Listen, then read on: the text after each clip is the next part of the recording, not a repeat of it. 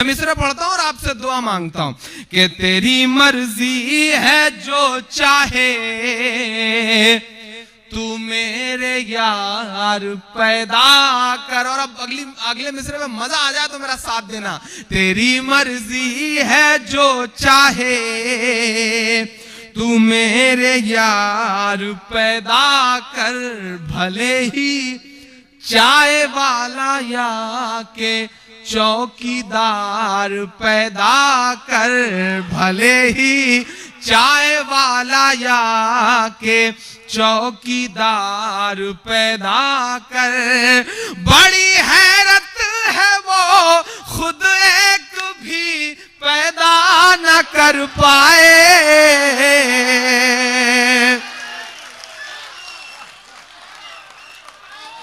पढ़ता हूं, आप थोड़ा सा और बेदार हो। मैं हिम्मत कर रहा हूं।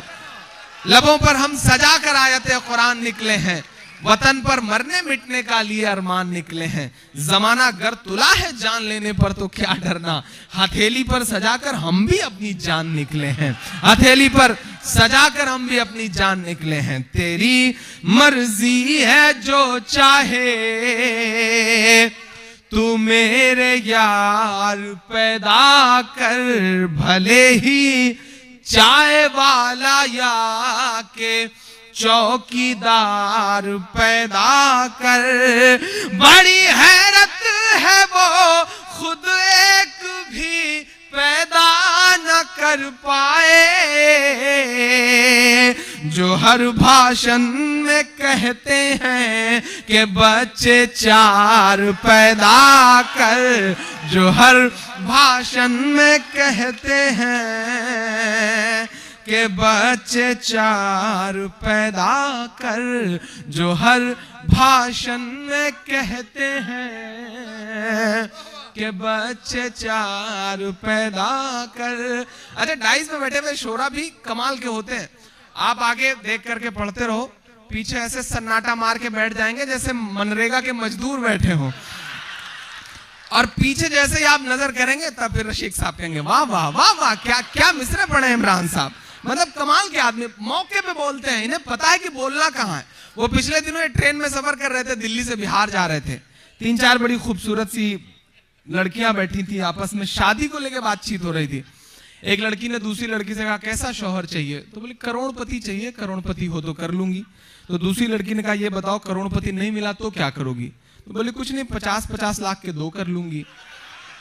तो तीसरी लड़की ने कहा मान लो 50-50 लाख वाला भी नहीं मिला तो क्या करोगी, बोला कुछ नहीं, 25-25 लाख के 4 कर लूंगी। बोला 25 लाख वाला भी नहीं मिला, तो बोले कुछ नहीं, 10-10 लाख के 10 कर लूंगी। इतने में साहब ऊपर वाली बर्थ पे थे, कूद के नीचे आए, बोले बहन जी जब ये रेट 1 लाख तक आ जाए तो मुझे भी इन्फॉर्म कर दीजिएगा, मैं भी लाइन में हूँ। मतलब कमाल के आदमी है रशीक साहब, अल्लाह इन्हें सलामत रखे। और आज मैं बैठा था तो 4 मिसरे मेरे जहन में आए, ऐसे ही थोड़ा सा आपका मूड बदलने के लिए मेरा मन कर रहा है। ये जब बात किया करते थे फोन पर तब मुझे लगता था कि दूसरे हैं ये। जब आया एयरपोर्ट रिसीव करने के लिए आए तो मैंने ये महसूस किया कि इमिग्रेशन के बाद जो एग्जिट था वहां पर मैं इनके सामने से गुजर गया, ये मुझे देख नहीं पाए। और देखते भी कैसे, इनकी नजरें तो कुछ और देख रही थी, तो देखते कैसे। तब मुझे लगता है मुझे 4 मिसरे पढ़ने चाहिए कि एक अकेले सब पर भारी लगते हैं। ऐसे ही हो गए बैठे बैठे। रशीक साहब सुनिएगा, एक अकेले सब पर भारी लगते हैं, बेहद उम्दा कारोबारी लगते हैं, बेहद उम्दा कारोबारी लगते हैं। अगर सियासत की नजरों से देखूं तो ये नारायण दत्त तिवारी लगते हैं, ये नारायण दत्त तिवारी लगते हैं, बेहद उम्दा कारोबारी लगते हैं। बहुत शुक्रिया, बहुत मोहब्बत है, आप बहुत अच्छा सुन रहे हैं, बहुत मूड में सुन रहे हैं। मैं कोशिश करूंगा कि अच्छा ये प्रोसेस होता है, हमें ऐसा बोलना पड़ता है बीच में सांस वांस लेने के लिए, ऐसा करना पड़ता है। वो शिबली भाई एक दिन एक हमारे यहाँ एक घर में चोर घुस गए, डकैत। तो घर वाले डर गए, बड़े सीधे साधे घर वाले थे, उन्होंने सोचा कि मार पीट हो इससे बेहतर है, पिटाई हो इससे बेहतर है, जो कुछ है दे दो, क्योंकि पिटने के बाद देने से बेहतर है कि पहले ही दे दिया जाए। उन्होंने तिजोरी की चाबियां दे दी, बता दिया यहाँ यहाँ ये रखा हुआ है, सारा कुछ बता दिया। डकैत गए, उन्होंने सारा कुछ पोटली बनाई, उसका पूरा गट्ठर बनाया, सब लूट लाट के जब रख लिया तो घर वालों ने सोचा अब तो चले जाएंगे, बात खत्म, जो लूटना था वो लूट लिया। जब सारा पोटली वोटली बना के डकैतों ने रख लिया और उसके बाद फिर घर वालों को मारना शुरू कर दिया। तो घर वालों ने कहा भैया जब मतलब जो कुछ लेना था वो हमने आपको दे दिया, सारा कुछ आपने पोटली बना भी लिया, अब क्यों पीट रहे हैं? तो डाकुओं ने कहा देखो भाई ये प्रोसेस है, प्रोसेस तो पूरा करना पड़ता है ना, वो पूरा करना पड़ेगा, तो ये हमें भी करना पड़ता है, ये प्रोसेस है, हम पढ़ेंगे, बीच में हमें बोलना भी पड़ेगा ताकि सांस वांस भी लेते रहें। माशाल्लाह बहुत अच्छा सुन रहे हैं, बड़ा खूबसूरत मूड बन गया है मेरा भी और आपका भी। इसी तरह इंशाल्लाह आपने सुन लिया तो कोशिश करूंगा कि मैं भी अपना कलेजा आपकी हथेली पे निकाल कर रख के जाऊं इंशाल्लाह, इसी उम्मीद के साथ आया हूं, आप सुन लें तो सुना दूंगा। बड़ी हैरत है वो खुद एक भी पैदा न कर पाए, जो हर भाषण में कहते हैं कि बच्चे चार पैदा कर। मैं जिस जिले से आता हूं उसके पड़ोस में एक जिला है उन्नाव, वहां एक सांसद हैं साक्षी महाराज, उन्हें हर दिन मुंह से उल्टी करने की आदत है और वो जानबूझ के उल्टी करते हैं। वो इसलिए करते हैं ताकि अखबार पर बिखर सके और अखबार की सुर्खियां बन सके। मैं 4 मिसरे पढ़ता हूं, उनका हालिया बयान था कि मदरसों में ऐसा, मदरसों में वैसा। मैं 4 मिसरे पढ़ता हूं, साहब आप देश की बड़ी अदालत की नुमाइंदगी करते हैं, आप बोलें, आपके मुंह में जुबान है और रोकने की ताकत नहीं है किसी में आपको, ठीक है आप बोल रहे हैं बोलें, हमें जिस चीज पर फख्र है या हमें जिस चीज पर नाज है। मैं 4 मिसरे पढ़ता हूं, अगर लग जाए कि सलीके से जवाब भी हो गया और बात भी हो गई तो आपका साथ चाहिए। मैं पढ़ता हूं कि नहीं ऐसा नहीं है कल या परसों से नहीं निकले,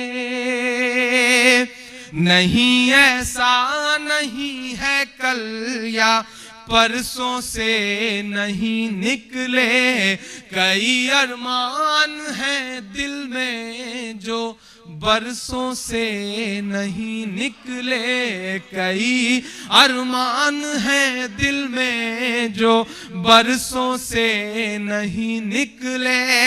हो आसाराम नित्यानंद या के पाल बाबा हो, अब अगर लग जाए कि बात हुई है तो एक शख्स का हाथ उठे। हो आसाराम नित्यानंद या के पाल बाबा हो, खुदा का शुक्र है ये सब मदरसों से नहीं निकले, खुदा का शुक्र है ये सब मदरसों से नहीं निकले, कई अरमान हैं दिल में जो बरसों से नहीं निकले, कई अरमान हैं दिल में जो बरसों से नहीं निकले। और साक्षी महाराज जी, ये किसने कह दिया तुमसे कि इनका बम से रिश्ता है, ये किसने कह दिया तुमसे कि इनका बम से रिश्ता है, बहुत हैं जख्म सीने में फकत मरहम से रिश्ता है, बहुत हैं जख्म सीने में फकत मरहम से रिश्ता है। वो तुम हो जो तिजारत करते हो बारूद की साहब,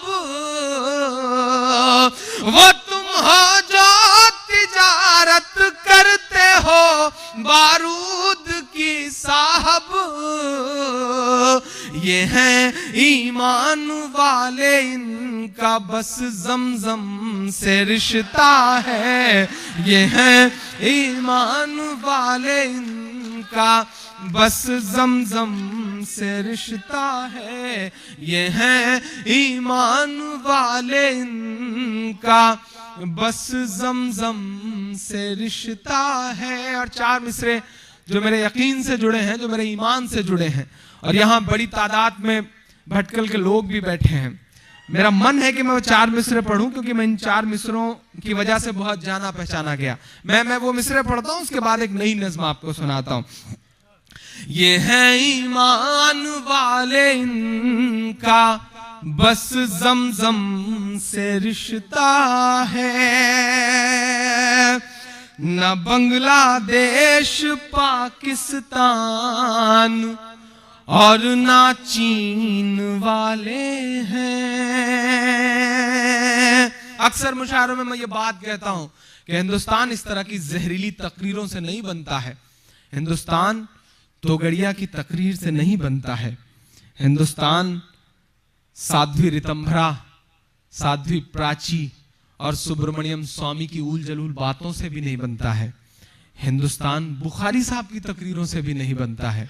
हिंदुस्तान तो उससे बनता है कि जब मुंबई अटैक के बाद मुंबई का पूरा मुसलमान लिखित तौर पर हुकूमत को यह देता है, कहता है कि हम अपनी कब्रिस्तानों में दहशतगर्दों को दफनाने की इजाजत नहीं देंगे। हिंदुस्तान उससे बनता है। मैं उस हिंदुस्तान का ख्वाब देख रहा हूं। हिंदुस्तान आपके बयान देने से कि जो ये नहीं खाते वो नहीं खाते, वो पाकिस्तान चले जाएं, मेरा मन करता है कि मैं उन नकवी साहब से कभी कहूं कि नकवी साहब आप कभी ये क्यों नहीं कहते कि जो किरण रिजिजू साहब जैसे लोग जो ये खाते हैं वो नेपाल चले जाएं। काश आप पाकिस्तान से ही क्यों जोड़ते हैं चीजों को। नेपाल भी तो पड़ोस में एक पड़ोसी मुल्क है, वहां से भी जोड़ दिया करिए कभी कभी। मैं मिसरे पढ़ता हूं। हिंदुस्तान इन सब वाहियात बातों से नहीं बनता। बहुत खूबसूरत सा मुल्क है हमारा हिंदुस्तान। पाकिस्तान के खिलाफ मैच था पिछले विश्व कप में, चाहे पहले बल्लेबाज कामरान अकमल को आउट करना था या आखिरी बल्लेबाज मिसबाहुल हक को, गेंद लेकर के जब जहीर खान दौड़ते हैं, हिंदुस्तान उससे बनता है। मैं उस हिंदुस्तान का ख्वाब देखता हूं।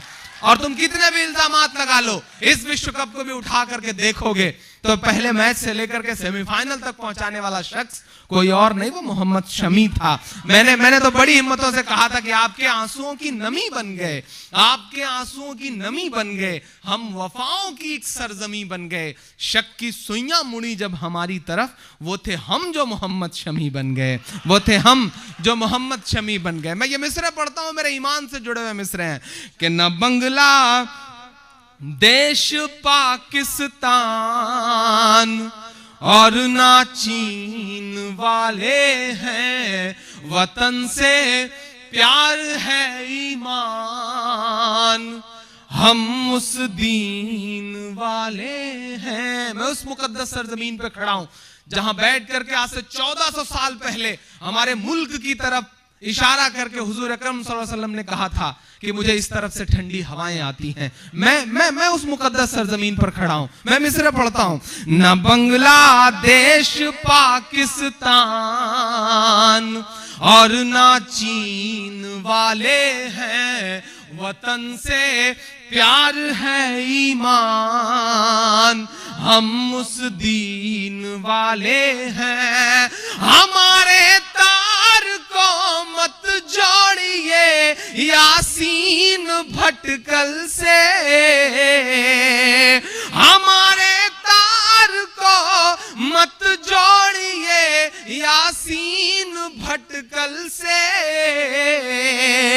हम ऐसे लोग हैं जो सूरह यासीन वाले हैं, हम ऐसे लोग हैं जो सूरह यासीन वाले हैं, वतन से प्यार है ईमान, हम उस दीन वाले हैं, वतन से प्यार है ईमान, हम उस दीन वाले हैं। बहुत शुक्रिया। एक बिल्कुल नई सी नज़्म सुनाने का मन है जिसे आज ही कहा मैंने, लेकिन जी हाँ वो सुनाऊंगा। वो आखिर तो वहीं से मामले को खत्म करना है, पहुंचना तो वहीं पर है। आप समझ रहे हैं मैं नया सुनाने के मूड में हूँ। सब सुना दूं इंशाल्लाह। बहुत देर, मैं इतनी जल्दी जाने वालों में से थोड़ी हूँ। मैं तो ये सोच करके आया हूँ कि इंशाल्लाह बहुत देर आपकी खिदमत करनी है। जी अच्छा, ये सामने से आवाज आई कि बिहार पे शकील साहब बड़े समझदार आदमी है माशाल्लाह, इन्हें 5 रुपए में 50 रुपए का काम लेने का हुनर आता है। ये सोच रहे हैं कि एक ही बार में इतनी तारीफ करवा लो बिहार की कि अगली बार बुलाने का कोई मौका ही न रह जाए। माशाल्लाह बिजनेसमैन आदमी। अच्छा, बिहार का आदमी जैसा भी हो, जहां भी हो, अपने आप में वो कमाल ही रहता है। बिहार के एक वकील साहब हमारे इलाहाबाद हाईकोर्ट में प्रैक्टिस करते हैं साहब, कमाल के आदमी है और कमाल का जवाब देते हैं। वो बैठे हुए थे ताड़ में कि कोई मुवक्किल फंसे, जैसा कि अमूमन वकील ऐसा क्या करते हैं, वो कोई कहीं के भी हो। तो एक मुवक्किल आया, बड़ी मुश्किल से, एक बड़ा मुकदमा था, फंसा, बातचीत तय हो गई, ये बाकी चलो मैं बरी करवा दूंगा तुम्हारे गुनहगार को, तुम्हारे आदमी को। तो मुवक्किल भी आजकल बड़े समझदार हो गए, उन्हें लगता है फीस पूछो, फीस से पता चलेगा कि वकील का स्टैंडर्ड क्या है। तो उन्होंने उससे फीस पूछी, तो उन्होंने वकील साहब ने बताया 5,000 रुपए लूंगा।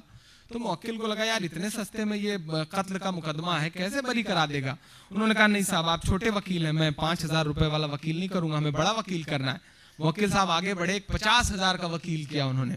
मुकदमा चला, सालों बाद सजा हुई मौत की।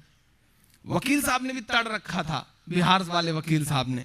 मुवक्किल साहब मुंह लटकाया, अदालत से बाहर निकले, और जब निकल रहे थे कोर्ट से तो वकील साहब ने पकड़ लिया, बोले क्या हुआ आपके मुकदमे में, आज तो फैसला आया। तो मुवक्किल साहब ने कहा हाँ साहब, वो 50,000 रुपए खर्च किया, फिर भी जो है वो सजा हो गई मौत की। तो बिहार के वकील साहब के जवाब पे आपकी तालियां बजें। बिहार के वकील साहब ने कहा जब यही काम मैं 5,000 में करवा रहा था तो 50,000 खर्च करने की क्या जरूरत। ये बिहार का तेवर है, अल्लाह जिंदा रखे इस तेवर को। कमाल के लोग हैं, और मतलब कमाल के लोग हैं, मतलब कमाल के लोग हैं। वो पिछले दिनों में बिहार दिवस के मुशायरों में समस्तीपुर गोपालगंज था साहब, ट्रेन से हम लोग निकले। अच्छा, ट्रेन जैसे स्टेशन से रेंगी तो चल पड़ी जैसे, तो एक बड़ी तेज तर्रार, बड़ी मजबूत सी एक औरत जो है वो दौड़ते भागते किसी तरह से आकर के उसने ट्रेन पकड़ा, कूद करके ट्रेन में चढ़ी। तो जब वो सांस ले ही रही थी तो सारे सवारी, जितने सारी सवारियां थी, उसे बड़ी गौर से देख रही थी। बड़ी बहादुर औरत है, तो उसकी तरफ देख करके उन्होंने कहा भाई कमाल की औरत है। तो उस औरत ने थोड़ी सी सांस ली, बोली नहीं, मैं जमाल की औरत हूँ, कमाल तो मेरा देवर है। तो ये वहां के लोगों में मतलब अपने आप में एक अनूठी सी बात है। अल्लाह सलामत रखे इस शहर को, उस सूबे को, अल्लाह उसकी जिंदा दिली को सलामत रखे। बहुत बहुत अच्छे लोग हैं, बड़े प्यारे लोग हैं। मैं हाय हाय हाय, कितना पाँव में छाले पड़े हुए हैं इनके, अल्लाह इनके पाँव के छालों को सलामत रखे। और अच्छा, गुजराती भी बैठे हुए हैं माशाल्लाह। गुजरातियों का जिक्र आता है तो ऐसा चेहरा सामने नाच जाता है कि फिर लगता है कि तारीफ तो की नहीं जा सकती, इसलिए सोच करके मतलब, लेकिन फिर भी अल्लाह, आप बड़े प्यारे लोग हैं गुजराती तो माशाल्लाह, बहुत समझदार और बड़े बिजनेस माइंडेड लोग होते हैं। अल्लाह इनकी मोहब्बतों को सलामत रखे। फाफड़ा और पता नहीं क्या क्या नाम भी लो तो लगता है जैसे मिसाइल बरसा रहे हो, खाने का नाम भी ऐसा है जैसे रॉकेट बरसाया जा रहा हो। लेकिन जो भी हो, मोहब्बत वाले लोग हैं, मोहब्बत वाले लोग न होते तो मारे न जाते, सियासत की नजर न होते। बहुत अच्छे लोग हैं, अल्लाह इनको सलामत रखे। आइए, एक गुजरात का जिक्र चल पड़ा है, गुजराती का जिक्र चल पड़ा है, पूरी दुनिया टकटकी लगाए उनकी तरफ देख रही है, अच्छे दिन के जुमलों की तरफ। उनसे एक पत्रकार ने पूछ लिया कि साहब अच्छे दिन का जो वादा था वो आएंगे कि नहीं आएंगे। तो उन्होंने कोई जवाब नहीं दिया, बस इतना ही कहा कि जो फेयर एंड लवली वाले कहते हैं कि गोरा हो जाएगा, तो आज तक गोरा हुआ क्या कोई। तो पत्रकार बेचारा चुप हो गया। तो ये गुजराती लोग हैं। मैं एक नज्म नहीं सुनाऊं उससे पहले वो आपने याद दिला दी, तो मेरा मन है कि वो थोड़ा सा मूड आपका बन जाए। एक नज्म का एक, अच्छा हैदराबाद भी आया हुआ है, चलिए हैदराबाद है आजकल। तो मेरे ऊपर, अभी मैं जमशेदपुर एक मुशायरे में गया तो वहां पर तो बाकायदा ज्ञापन दिया गया कि साहब इमरान प्रतापगढ़ी को न बुलाया जाए, क्योंकि इमरान प्रतापगढ़ी ऐसी बातें करते हैं, इमरान प्रतापगढ़ी वैसी बातें करते हैं, और कभी कभी इमरान प्रतापगढ़ी तो ओ वैसी बातें करते हैं। तो ये मंसूब कर दिया जाता रहा है। मैं एक नज्म वो सुना देता हूँ गुजरात के जिक्र के साथ, के हाथों की सफाई छुपाता है, वो काली कमाई छुपाता है, दावा है मसीहाई का मगर खुद अपनी लुगाई छुपाता है। ये गुजराती इंसान ही कर सकता है साहब, मतलब हद है। पढ़ता हूं, सुनिएगा।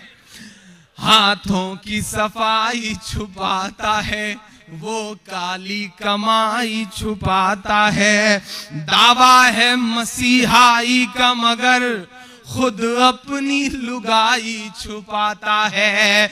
मीडिया ने जो गढ़ रखा है उस झूठी शान का क्या होगा। अब लग जाए मिश्रा सच्चा तो मेरा साथ देना। अभी तक मुशायरा जिस शख्स ने अब तक हाथ ना खोला हो उसके भी दिल में जरा सा कहीं से एहसास जगे तो मुझे बताए। मीडिया ने जो गढ़ रखा है उस झूठी शान का क्या होगा। जो बीवी का ना हुआ भला वो हिंदुस्तान का क्या होगा। वो हिंदुस्तान का क्या होगा। वो हिंदुस्तान का क्या होगा। वो हिंदुस्तान का क्या होगा। हाथों की सफाई छुपाता है वो काली कमाई छुपाता है। बहुत शुक्रिया शकील भाई, आपने मुझे मजबूर किया इस प्रोग्राम में आने के लिए, क्योंकि गैप बहुत लंबा था। तो मैंने सोचा कि टाल सा जाऊं, क्योंकि एक हफ्ते का रियाद। उबैदुर रहमान साहब यहाँ बैठे, इनकी मोहब्बतों का बहुत शुक्रिया। सदर मोहतरम ये काम करें तो मुनासिब है, बाद में वापस करने की उम्मीद के साथ।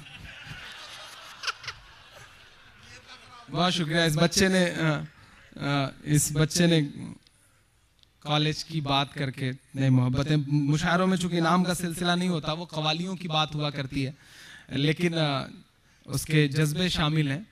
मैं कोशिश करूंगा कि तुम्हारे नाम की भी 2-4 ईंट मेरे स्कूल में लगे तो मुझे अच्छा लगेगा। एक मेरा ख्वाब है। जब मैं मुशायरों में आया तो मुझसे कहा जाता था कि इमरान साहब जो आप पढ़ते हैं ये किताबों में नहीं पढ़ाया जाएगा, जो आप पढ़ते हैं इसे अदब में कहीं कोई जगह नहीं मिलेगी। तब मैं उनसे कहता था कि मैं जानता हूं कि मुझे किताबों में जगह नहीं मिलेगी, मैं जानता हूं कि मुझे अदब में शायद कोई बहुत बड़ी जगह ना मिले मरने के बाद, लेकिन मैं उससे भी बड़ी बात ये जानता हूं कि मैं जीते जी इंशाल्लाह इंकलाब जरूर पैदा कर जाऊंगा। मैं उस कोशिश में था। और मैं अक्सर मुशायरों में ये बात कहता हूं दोस्तों कि दुनिया का कोई भी सिस्टम परफेक्ट नहीं होता, किसी भी मुल्क का सिस्टम परफेक्ट नहीं होता। सिर्फ कोसने से या सिर्फ उसे गाली देने से कुछ नहीं होगा। हम सिस्टम को सुधारना चाहते हैं तो हमें सिस्टम में घुसना पड़ेगा, हमें सिस्टम के बीच में जाना पड़ेगा, हमें आईएएस बनना पड़ेगा, हमें आईपीएस बनना पड़ेगा। एक थाने में एक सिपाही चला जाता है तो थाने का मिजाज बदल जाता है। सोचिए जिस जिले में आप एसपी बन करके बैठेंगे, डीएम बन करके बैठेंगे, उस जिले का क्या हाल होगा। तो दुआ करिए कि हमारे बच्चे, और आप सब तो माशाल्लाह अल्लाह ने आपको सब कुछ दे रखा है, यहाँ बैठ करके अपने बच्चों को पढ़ाइए, उन्हें गल्फ बुलाने और गल्फ के ख्वाब मत दिखाइए। उनसे कहिए नहीं, हिंदुस्तान में रहना है, आईएएस बनना है, आईपीएस बनना है, और इंशाल्लाह सुधार के रख देना है सिस्टम को। मैं इस मुहिम के साथ कॉलेज बनाने की कोशिशों में लगा हुआ हूं कि इंशाल्लाह कल को मैं इस दुनिया में ना रहूं तो मेरे जैसे तमाम इमरान पैदा हो सके जो कोशिश करें कि नहीं हिंदुस्तान के निजाम को बदला जाए। मैं उस कोशिश में लगाऊं। तो तुम्हारी मोहब्बतों का शुक्रिया कि तुमने जो थोड़ा सा जो भी कुछ कंट्रीब्यूट किया, बहुत शुक्रिया तुम्हारी मोहब्बतों का। हाथों की सफाई छुपाता है वो काली कमाई छुपाता है। दावा है मसीहाई का मगर खुद अपनी लुगाई छुपाता है। मीडिया ने जो गढ़ रखा है उस झूठी शान का क्या होगा। जो बीवी का ना हुआ भला वो हिंदुस्तान का क्या होगा। वो हिंदुस्तान का क्या होगा। वो हिंदुस्तान का क्या होगा। एक बहुत नई सी नज्म आपको सुनाने का मन है। एक फैसला आया पिछले दिनों हमारे देश में, 48 लोगों के कातिल ऐसे छूटे, ऐसे बरी हुए कि अदालतों ने कहा हमें पता नहीं कि इनका जिम्मेदार कौन है। हाशिमपुरा आप सबकी आंखों में है। एक बहुत दर्द में डूबी हुई नज्म कहने की हिम्मत कर रहा हूं।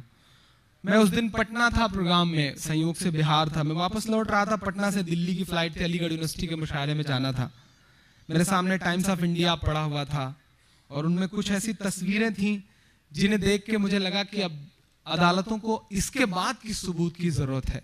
हमारा देश तो उन आस्थाओं के आधार पर फैसले सुना रहा है कि जब जज ये कहते हैं, बाकायदा लिख करके ये कहते हैं कि ये फैसला आस्था के आधार पर है। जब आस्था के आधार पर फैसला सुनाने वाली अदालतें सामने सारे एविडेंस होने के बाद, तस्वीरें होने के बाद ये कहती हैं कि इन्हें किसने मारा हमें नहीं पता, तो लगता है कि इसका जवाब तो सिर्फ आंसू है। क्या किया जाए, कैसे बोला जाए, कैसे कहा जाए, ऐसे तो हालात नहीं कि झूमूं नाचूं गाऊं मैं, या फिर जुल्फों आंचल वाले गीत सुनाऊं मैं। ये जो हमारी आंखों में दर्द है, इसे गाने की कोशिश करता हूं, पढ़ता हूं, सुनेगा। कोई बताए मुझे, कोई समझाए मुझे, कोई बताए मुझे, कोई समझाए मुझे, रो रहा है दिल मेरा, कोई चुप कराए मुझे। ये सिर्फ हाशिमपुरा तक नहीं है मामला, लक्ष्मणपुर, बाथे, बिहार में भी ऐसे बहुत सारे मामले हैं कि सैकड़ों लोगों को मारा गया और बाद में अदालतों ने कहा कि किसने मारा, कोई साबित ही नहीं कर पा रहा किसने मारा। अदालतें पूछ रही हैं। मैं पढ़ता हूं कि कोई बताए मुझे, कोई समझाए मुझे, रो रहा है दिल मेरा, कोई चुप कराए मुझे। 28 सालों का लंबा इंतजार है, 28 सालों का लंबा इंतजार है। इंसाफ वाला हर वादा बेकार है। कौन यहाँ कातिल है, कौन गुनहगार है। हाशिमपुरा की यही चीख है, पुकार है। आखिर उन लाशों का कौन जिम्मेदार है। कोई बताए मुझे, कोई समझाए मुझे, रो रहा है दिल मेरा, कोई चुप कराए मुझे। 28 सालों का लंबा इंतजार है, 28 सालों का लंबा इंतजार है। इंसाफ वाला हर वादा बेकार है। कौन यहाँ कातिल है, कौन गुनहगार है। हाशिमपुरा की यही चीख है, पुकार है। आखिर इन लाशों का कौन जिम्मेदार है। कोई बताए मुझे, कोई समझाए मुझे। बहुत बहुत शुक्रिया। कि तू है आफताब तो मैं जुगनुओं के साथ हूँ। तू है आफताब तो मैं जुगनुओं के साथ हूँ। देश तेरे सामने मैं आंसुओं के साथ हूँ। देश तेरे सामने मैं आंसुओं के साथ हूँ। तू है आफताब तो मैं जुगनुओं के साथ हूँ। देश तेरे सामने मैं आंसुओं के साथ हूँ। फूल है उदास सभी कलियां हैरान है। फूल है उदास सभी कलियां हैरान है। हाशिमपुरा की सभी गलियां हैरान है। पलकों से दामन तक आंसुओं की धार है। आखिर उन लाशों का कौन जिम्मेदार है। कोई बताए मुझे, कोई समझाए मुझे। रो रहा है दिल मेरा, कोई चुप कराए मुझे।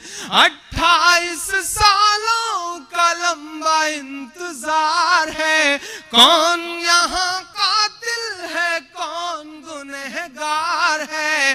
हाशिमपुरा की यही चीख है, पुकार है।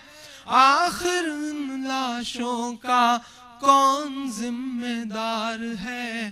कोई बताए।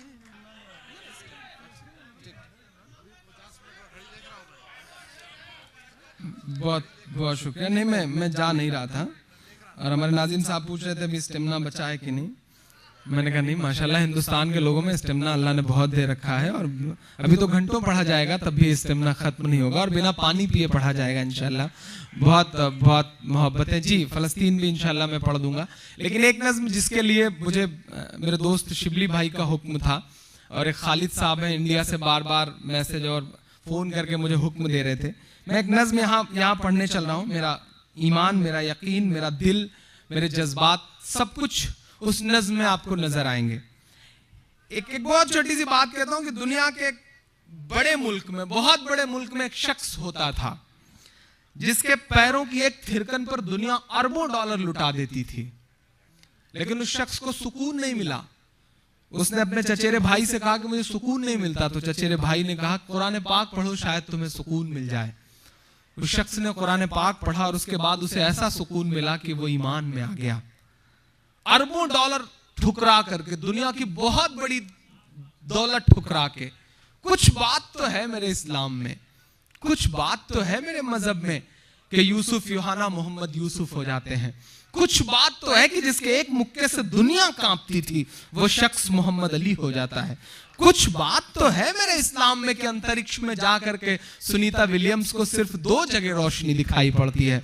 कुछ बात तो है मेरे इस्लाम में कि जिसके बल्ले से निकले हुए रन पूरी दुनिया को चौंधिया दिया करते थे वो ब्रायन लारा। कुछ बात तो है कि इस्लाम कबूल कर लेता है। बड़ी लंबी सी फहरिस्त है। कुछ बात तो है मेरे इस्लाम में। और वहां कुछ लोग घर वापसी की मुहिम चलाए बैठे और रेट उन्होंने लगाया 5 लाख। मुझे हैरत होती है कि एक तरफ तो दुनिया अपनी अरबों डॉलर ठुकरा करके इस्लाम कबूल कर रही है और आप रेट भी लगा रहे हैं तो 5 लाख। मैं एक नज्म पढ़ता हूं, ये जो पूरी सियासत है, इस सियासत के नाम मेरी एक नज्म मेरे दिल से जुड़ी हुई है और इन दिनों बहुत सुनी जा रही है पूरी दुनिया में। पढ़ता हूं और आपसे दुआ मांगता हूं।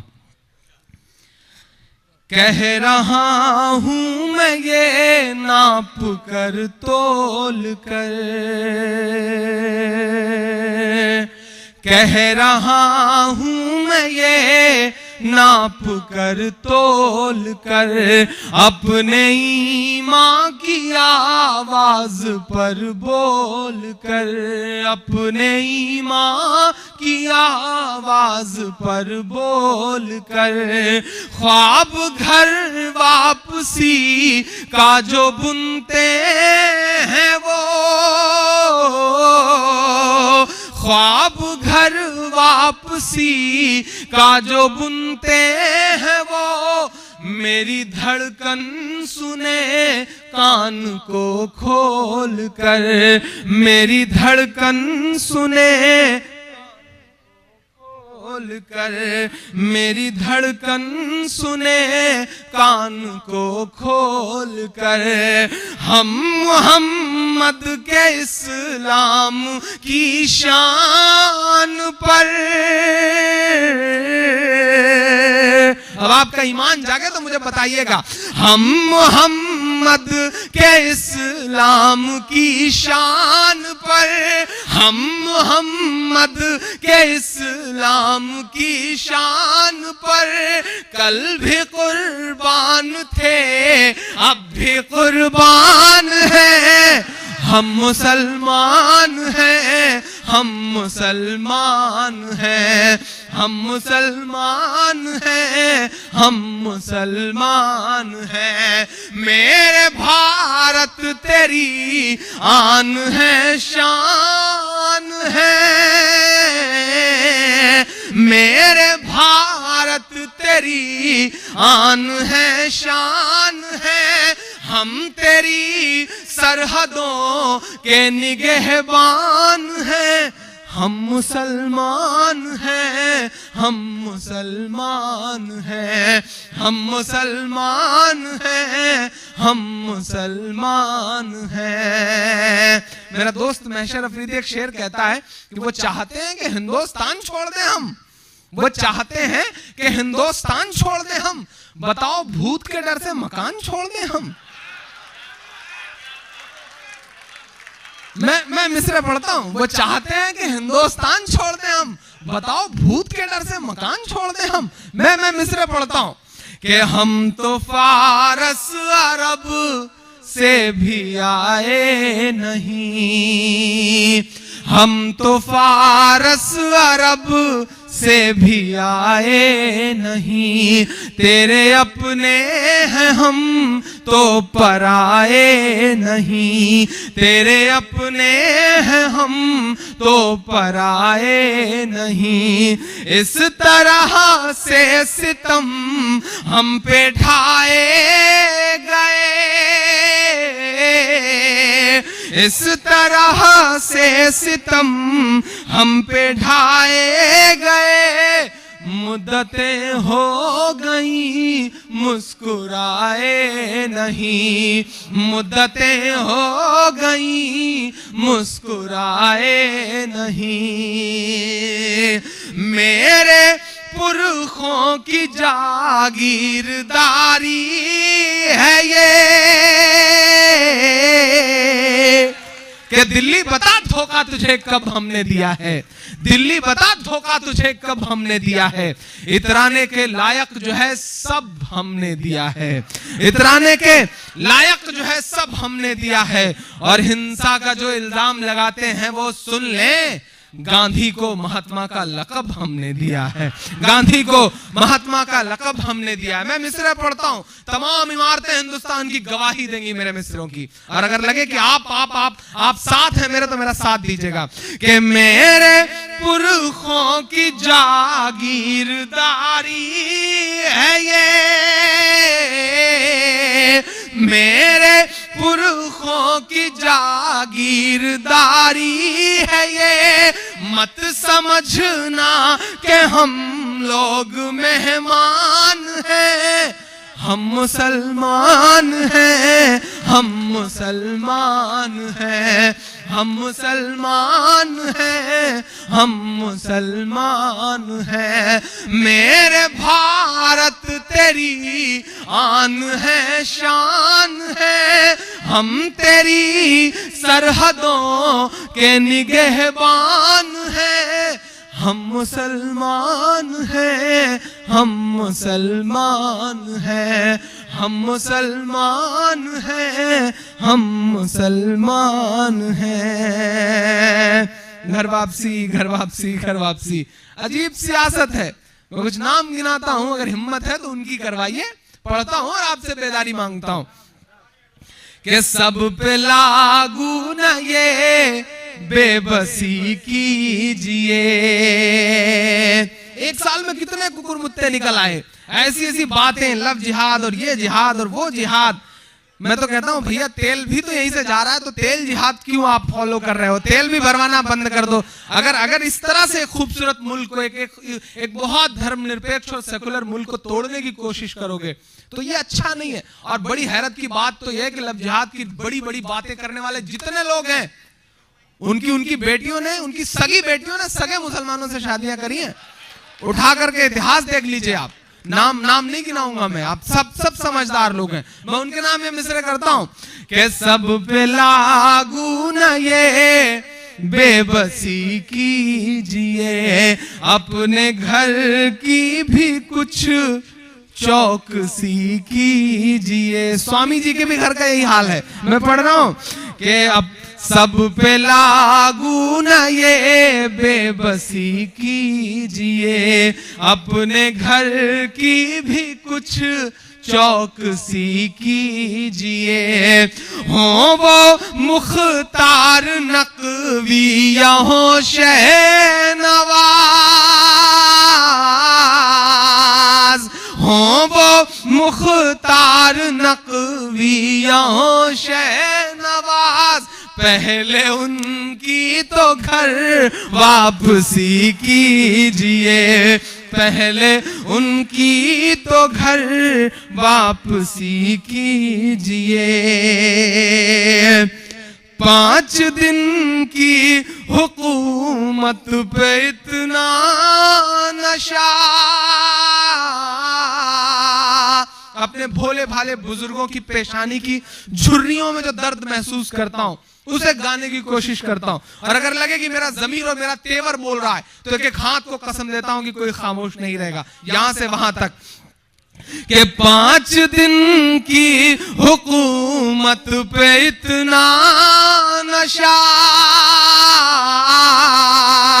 5 दिन की हुकूमत पे इतना नशा। हम तो वो हैं जो सदियों से सुल्तान हैं, हम मुसलमान हैं, हम मुसलमान हैं, हम मुसलमान हैं, हम मुसलमान हैं। मेरे भारत तेरी आन है, शान है, हम तेरी सरहदों के निगहबान हैं। हम मुसलमान हैं, हम मुसलमान हैं। आखिरी बंद पढ़ता हूं इस नज्म का कि बुत कदों के लिए, मैं कदों के लिए, अपनी बेशर्मियों की हदों के लिए, अपनी बेशर्मियों की हदों के लिए, तुमने चाही अजानों पे पाबंदियां, तुमने चाही अजानों पे पाबंदियां, हम तो लड़ते रहे सरहदों के लिए, हम तो लड़ते रहे सरहदों के लिए। ये कौम सोई है इसको जगाओगे तो। दोस्तों, आप यहां इस्लामिक मुल्क में बैठे हैं, शायद उतना महसूस ना करते हो। इन दिनों तो मुल्क के हालात वाकई बहुत बदल गए हैं। हम ट्रेनों के फर्स्ट क्लास में सफर करते हैं, हम चेहरे से मुसलमान नहीं लगते, हमारे मोबाइल पे फोन आता है, हम जवाब में वालेकुम अस्सलाम कहते हैं तो हमारे आसपास की सवारियों के चेहरों के एक्सप्रेशंस बताते हैं कि मुल्क के हालात बहुत बदल गए हैं, बहुत ज्यादा बदल गए हैं। मैं मिस्र पढ़ रहा हूं, वक्त से आंख मिलानी पड़ेगी, क्योंकि वक्त से मायूस होने पे काम नहीं चलेगा। डूबते हुए सूरज को देख करके लोग अपना दरवाजा बंद कर लेते हैं। मायूसी कुफ्र है इस्लाम में। हमें वक्त से आंख मिलानी पड़ेगी, बोलना पड़ेगा, छाती पे चढ़ के बोलना पड़ेगा। अब नहीं बोलेंगे तो कब बोलेंगे? बहुत बुरे दौर से गुजर रहा है देश, बहुत बुरे दौर से गुजर रहा है देश। राम का मंदिर बनाने वाले लोग नाथू राम का मंदिर बनाने की मुहिम में लगे हुए हैं। देश बहुत बुरे दौर से गुजर रहा है। बोलिए, हम सबको बोलना पड़ेगा। हमारी चुप्पी ने हमें 60 सालों में यहां पहुंचा दिया है। हम नहीं बोलेंगे तो वक्त हमसे बहुत बुरा इम्तिहान लेगा। जिन अंग्रेजों की हुकूमत में कभी सूरज नहीं डूबता था, उन्होंने वक्त को नहीं समझा तो आज उनके राजाओं के कपड़े बैंड बाजे वाले पहन रहे हैं। वक्त को समझना पड़ेगा, वक्त से आंख मिलानी पड़ेगी। पैसा कमाइए, जिंदगी में पैसा बहुत कुछ है लेकिन सब कुछ नहीं है। इस बात को एहसास रखिएगा। जिन सीता को जंगल में रह करके सोने का हिरन चाहिए था, मेरी बात का समर्थन करना, जिस सीता को जंगल में रह करके सोने का हिरन चाहिए था, जब उन्हें उठा करके सोने की लंका में बिठा दिया गया तो उन्हें लगा कि नहीं, अब यहां से भाग जाना चाहिए। पैसा बहुत कुछ नहीं होता, बल्कि सब कुछ नहीं होता, बल्कि बहुत कुछ होता है। ये एहसास आप सबको भी अपने अंदर रखना है। मैं मिसरे पढ़ता हूं। हम तो लड़ते रहे सरहदों के लिए, कौम सोई है इसको जगाओगे तो। कौम सोई है इसको जगाओगे तो, ये समझ लेना हम लोग तूफान हैं। हम मुसलमान हैं, हम मुसलमान हैं, हम मुसलमान हैं, हम मुसलमान हैं। मेरे भारत तेरी आन है, शान है, हम मुसलमान हैं, हम मुसलमान हैं। मैं आऊं जाऊं मार्केट वैल्यू चेक करूं, इससे अच्छा है कि सीधे सीधे एक नज्म सुना दूं। इदरीश भाई खामोश हो गए हैं थोड़ा सा, और उनकी बेदारी, आप अपना काम चालू रखें तभी इंशाल्लाह मजा आएगा। आप चुप हो जाएंगे तो समझ लीजिए कि कायनात चुप हो गई, ऐसा लगेगा। वो एक बार एक आप जैसे एक इंसान रेलवे स्टेशन पे खड़े थे, एक बड़ी खूबसूरत सी लड़की को शायद वजन तौलना था, तो उसने 1 रुपए का सिक्का डाला मशीन में और मशीन पर चढ़ी तो वजन निकल के आया 45 किलोग्राम। इदरीस भाई, उसको शायद और एक्यूरेट वजन चाहिए था, उसने सैंडल उतार के रखा, फिर 1 रुपए का सिक्का डाला, फिर मशीन पर गई, वजन निकल गया 44 किलोग्राम। फिर उसको शायद और एक्यूरेट वजन चाहिए था, तो उसने अपना पर्स निकाल के रखा, 1 रुपए का सिक्का डाला, वजन निकल के आया 43 किलोग्राम। फिर वो टटोलने लगी, उसके पास शायद सिक्के कम हो गए थे। दूर से इदरीस भाई उस पर नजर रखे हुए थे। मुझसे बोले, इमरान भाई कुछ फुटकर है आपके पास? मैंने कहा क्या हुआ? बोले बस जल्दी से दीजिए, मेरे पास 4-6 रुपए पड़े थे, मैंने चिल्लर निकाल के दिया। ये भागते हुए उसके पास पहुंचे, बोले बहन जी आप अपना काम चालू रखें, सिक्कों की कोई कमी नहीं है। ये ऐसे बेदार लोग हैं, अल्लाह करे इनकी बेदारियां बची रहेंगी। इनकी बेदारी खत्म होगी तो फिर मजा नहीं आएगा, मतलब थोड़ा सा इनकी और शिरकत हो। मैं एक नज्म पढ़ना चाह रहा हूँ, यहाँ सारे परदेसी लोग बैठे हैं, अपने फ्लेवर से अलग हटके एक नज्म आपको सुनाना चाह रहा हूँ। 4 मिसरे पढ़ता हूँ पहले। तुम्हें मदहोश जो कर दे वो जादू साथ लाया हूँ। तुम्हें मदहोश जो कर दे वो जादू साथ लाया हूँ। तुम्हारे चाहने वालों के आंसू साथ लाया हूँ। तुम्हारे चाहने वालों के आंसू साथ लाया हूँ। मेरे परदेसियों सौगात देने के लिए तुमको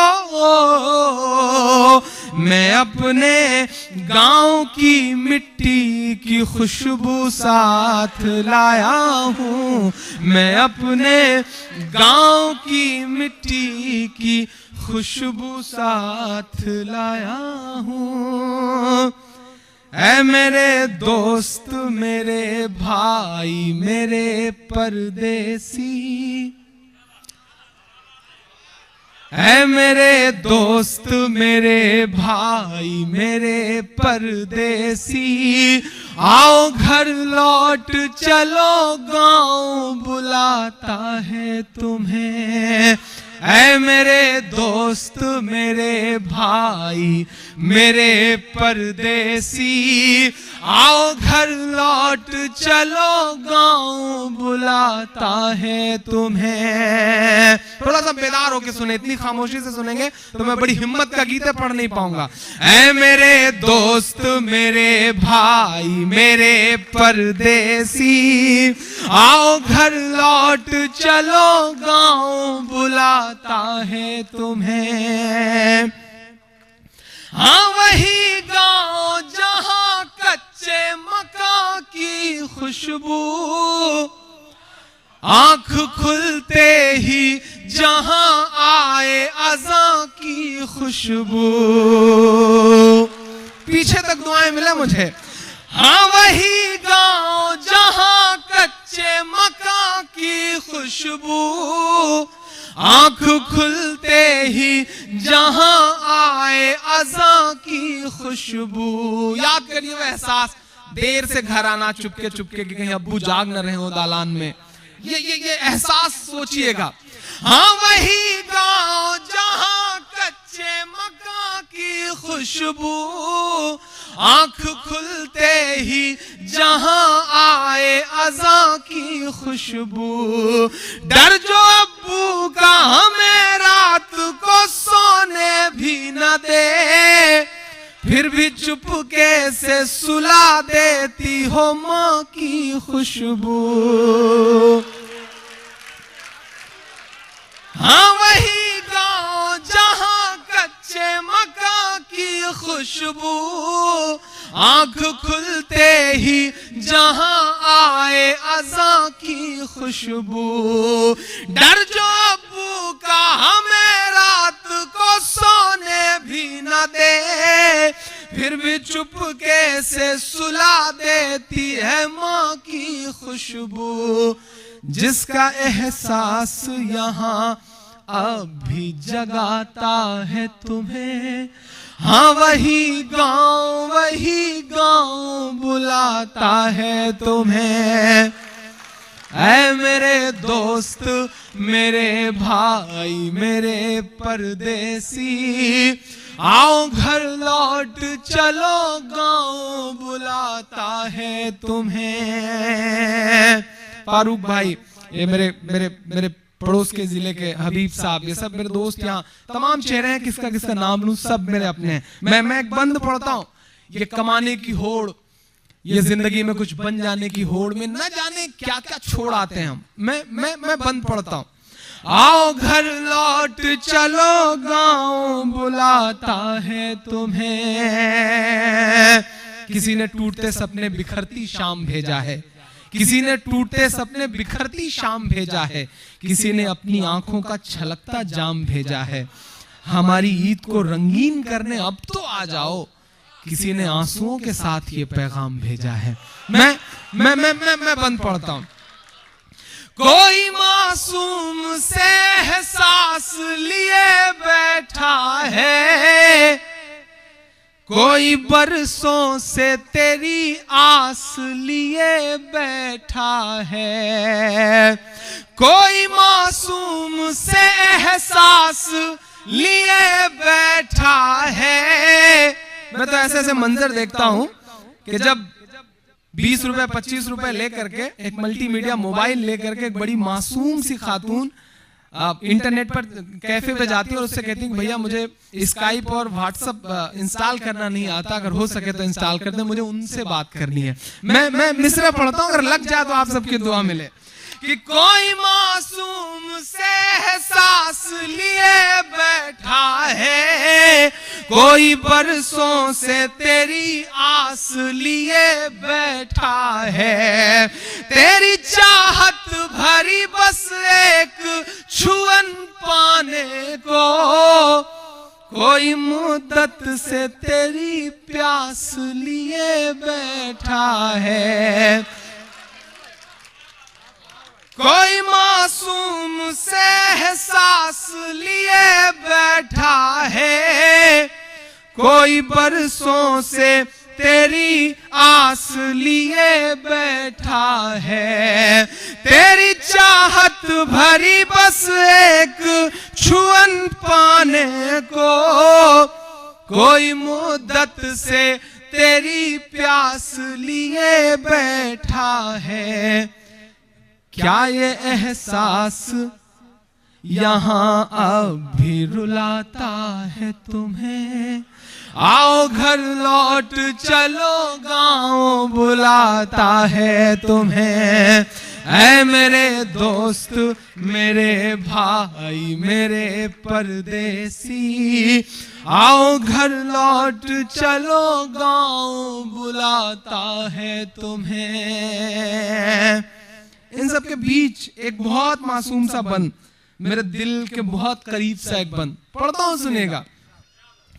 कि आते जाते हुए मौसम से भला क्या मतलब, माँ को दुनिया के किसी गम से भला क्या मतलब। ये कमाने की होड़, ये जिंदगी को एक अलग तरह से जीने की होड़, अगर मिसरा लग जाए तो अब तक की सबसे बड़ी ताली चाहता हूं आपसे। कि आते जाते हुए मौसम से भला क्या मतलब, हमें लगता है हम हर महीने भेज देते हैं पैसे तो हक अदा कर दे रहे हैं, नहीं। पढ़ता हूं, सुनना। आते जाते हुए मौसम से भला क्या मतलब, माँ को दुनिया के किसी गम से भला क्या मतलब। जिसका दिल 7 समंदर के इधर बैठा हो, उसको डॉलर से या दिरहम से भला क्या मतलब।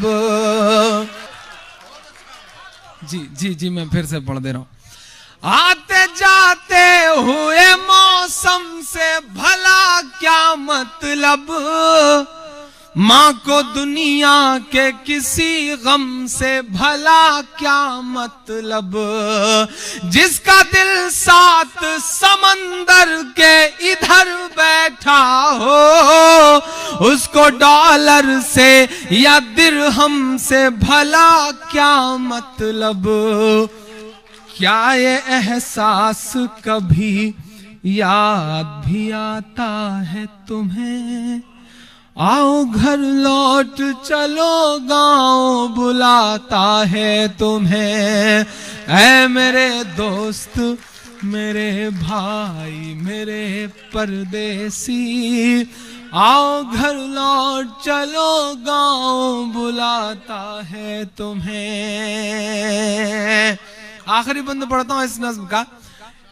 पिछले कई दिन से बाहर हूं, अम्मी की आने वाली कॉल और अम्मी की डरी डरी आवाज न जाने क्यों बहुत बेचैन सा कर देती है। मैं ये जो अकेलापन है, भीड़ में होकर भी जब होटल के कमरे में पहुंचते हैं तो ऐसा लगता है कि नहीं यार कुछ नहीं है, हमारे इर्द गिर्द तो कुछ है ही नहीं है। मैं आखिरी बंद पढ़ता हूं इस नज्म का। आओ घर लौट चलो गांव बुलाता है तुम्हें, बड़ी ऊंची ऊंची इमारतें, बिछी हुई कालीन, मेरे मिसरे, यहाँ कालीन के मखमल के सिवा कुछ भी नहीं, रोज तन्हाई के दलदल के सिवा कुछ भी नहीं, यहाँ कालीन के मखमल के सिवा कुछ भी नहीं, रोज तन्हाई के दलदल के सिवा कुछ भी नहीं। मेरे टूटे हुए छप्पर ने कहा था मुझसे, वहां सीमेंट के जंगल के सिवा कुछ भी नहीं, यहाँ कालीन के मखमल के सिवा कुछ भी नहीं, रोज तन्हाई के दलदल के सिवा कुछ भी नहीं। मेरे टूटे हुए छप्पर ने कहा था मुझसे, वहां सीमेंट के जंगल के सिवा कुछ भी नहीं। ऐसे जंगल में कोई डर तो सताता है तुम्हें, आओ घर लौट चलो गांव बुलाता है तुम्हें। ऐ मेरे दोस्त मेरे भाई मेरे परदेसी, आओ घर लौट चलो गांव बुलाता है तुम्हें। ऐ मेरे दोस्त, क्योंकि कौन कहता है बुढ़ापे में इश्क की कहानी नहीं होती, कहानी तो होती है पर इन पर किसी की मेहरबानी नहीं होती। ये जो बुजुर्ग हैं ना, इनके दिल के जो दर्द हैं वो कब बाहर निकल आए, कब कूद कूद करके बाहर आ जाएं, लेकिन इनके जज्बे को सलाम के इन्होंने बहुत शुरुआती दिनों की मेरी नज्म, मेरा गीत याद रखा हुआ है। लेकिन ये सच है कि पिछले 3-4 साल में मेरी कौम ने, मेरे अपनों ने, मेरा भी मन करता है कि मैं जुल्फ और आंचल के गीत पढ़ूं, और मेरी तो उम्र भी है और मुझ पे सूट भी करता है। लेकिन ये भी सच है कि जब अपने इर्द गिर्द देखता हूं, जब अपने आसपास देखता हूं, तो ये महसूस करता हूं कि मेरे हम उम्र, मेरे हम नाम, बिल्कुल मेरे जैसे तमाम बच्चे ऐसे हैं जो 10-10 साल 12-12 साल गुमनाम जेलों में काटने के बाद अपने माथे पे ठप्पा लगाए हुए अदालतों से बाइज्जत बरी होकर के आ रहे हैं। और जिस दिन गिरफ्तार हुए थे उस दिन इतनी बड़ी खबरें छापने वाला और इतनी बड़ी स्क्रीन पर फ्लैश होने वाली खबरों के बाद जिस दिन बरी होते हैं, उस दिन आखिरी पेज के इतने बड़े कॉलम में एक जगह मिलती है कि सुहेल नाम का आतंकवादी बाइज्जत बरी। तो लगता है कि नहीं यार, शायद अल्लाह ने किसी और काम के लिए चुन लिया है, अब उसका हक अदा किया जाए। मेरा भी मन करता है वो सब करूं। और सच तो यह है कि जब शुरू में मैंने ये सब पढ़ना शुरू किया तो अम्मी बहुत डांटा करती थी, अब्बू बहुत डांटा करते थे, समझाते थे कि डरा करो, परेशान हो जाओगे। मुझे भी लगता था डर, मुझे भी लगता था, लेकिन फिर मैं कभी कभी उन बच्चों की जगह खुद को रखता था और अम्मी से कहता था कि अम्मी उन माओं की जगह खुद को रखो, अगर तुम्हारा बेटा 10 साल जेल काट करके बेगुनाह आए तब तुम क्या करोगी। फिर उसके बाद से कभी माँ ने मुझे रोका नहीं। और मैं तो अम्मी से कह देता हूं कि हम 4 भाई हैं, एक को अल्लाह की राह में दे ही दिया तो क्या बड़ा काम कर दिया। तो अब वो सब कुछ पढ़ने का बहुत दिल नहीं करता, लेकिन आपके जज्बे को सलाम। कभी आप इंशाल्लाह आप बैठिएगा, कुछ दोस्त, आपका हुक्म पूरा कर दूंगा। लेकिन आज की महफिल कुछ और है, आज हुक्म कुछ और है। मैं 1-2 नज़मों की फरमाइश है, मुझे वो भी पूरा करना है। मैं 4 मिसरे पढ़ता हूं। भला दरिया कहाँ रहता, समंदर हो गया होता। भला दरिया कहाँ रहता, समंदर हो गया होता। ठहर जाता किसी रस्ते का, पत्थर हो गया होता। ठहर जाता किसी रस्ते का, पत्थर हो गया होता। मेरी किस्मत में तो आवारगी लिख दी है मौला ने। मेरी किस्मत में तो आवारगी लिख दी है मौला ने। नहीं तो मैं भी पढ़ लिख कर कलेक्टर हो गया होता। नहीं तो मैं भी पढ़ लिख कर कलेक्टर हो गया होता। ठहर जाता किसी रस्ते का, पत्थर हो गया होता। बहुत शुक्रिया। एक 3 मिनट